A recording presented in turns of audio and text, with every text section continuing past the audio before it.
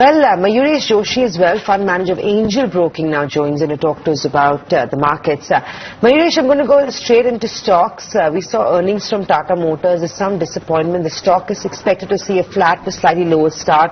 Along with that, Escorts has posted very healthy set of monthly auto numbers. So that counter is getting a bump up, 3% higher in pre-open trade. What is the word on both these counters? And then we'll go into the other auto majors that will start reporting today.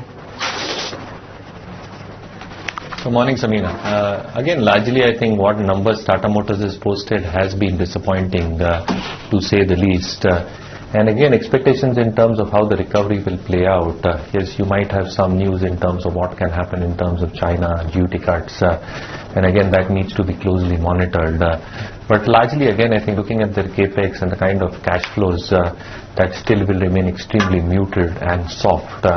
I think the numbers itself will be a testimony to the underperformance for the stock. The other element in terms of the other spectrum that you're talking about, Escorts, for October, as I was seeing on your ticker, I think the volume growth at 28% is exceptionally high because the expectations were quite muted on this one as well. But when you're probably talking about the expectations both in terms of how earnings will play out over the next 2 quarters, the expectations largely laid out with the Rabi output and the harvest with good reservoir levels.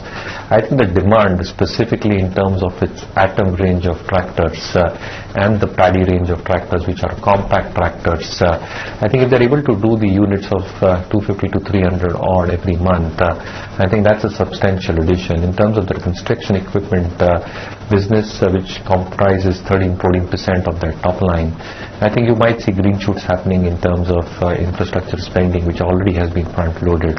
So on that front, again, I think you can expect positive traction. And again, I think on the railways part of the business, they need to execute close to 300 odd crores over the next few quarters, and the execution thereof will ensure that both the top line and the cash flows remain extremely robust. So yes, I think very encouraging set of numbers from Escorts.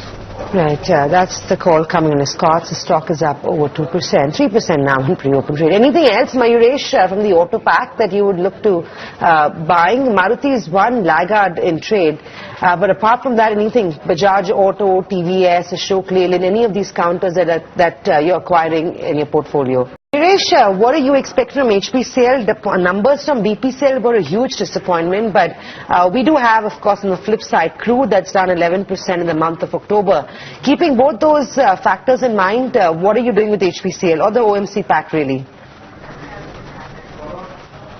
No, so Samina, one really has to wait and watch because the 2 key variables for OMC is both crude and the rupee movement against the dollar are extremely critical in terms of the sensitivity to their earnings. So as in the case of BPCL, I think the throughput should be quite reasonable for HPCL as well. But GRMs would be a little bit under pressure. Again, I think if you exclude the inventory gains that one really expects to come through, I think the other elements of their business, including the pipeline business, is also needs to be closely monitored. The investments that all these OMCs are doing in adding up to their capacities, I think the complexities with which these capacities will come up, I think that will take a positive effect in terms of their GRMs over the next few quarters. But in the interim, again, I think you'll probably see some amount of pressure on their cash flows because of these 2 key variables. Again, I think the earnings hit that one really takes from the 1 rupee sentimental hit that they have taken and an absolute number as well, I think the book value actually has got eroded. So my sense is that if it declines substantially, I think a stock like IOC, where I've been very, very optimistic about in the past, and where I said I think one should wait for lower levels, if it does decline further, I think that becomes something which long-term investors can look in a staggered way. Because their Paradip refinery, I think, once it starts operating at full utilization, should also incrementally add to their earnings profile. And largely, I think, once crude stabilizes and the rupee stabilizes as well, you're probably going to see much more stability in terms of their earnings profile. So I think being very selective on OMCs, but I think these variables will play out in terms of earnings from a near and medium-term perspective. Fortunately, I had a lot more questions to ask Mayuresh, Hemin, Dhyaneshwar and Gaurav, but completely out of time. The management of Bank of Baroda is joining in. So gentlemen, thanks so much for coming in. Rudamurthy, thanks so much for joining in as well. A bit of positive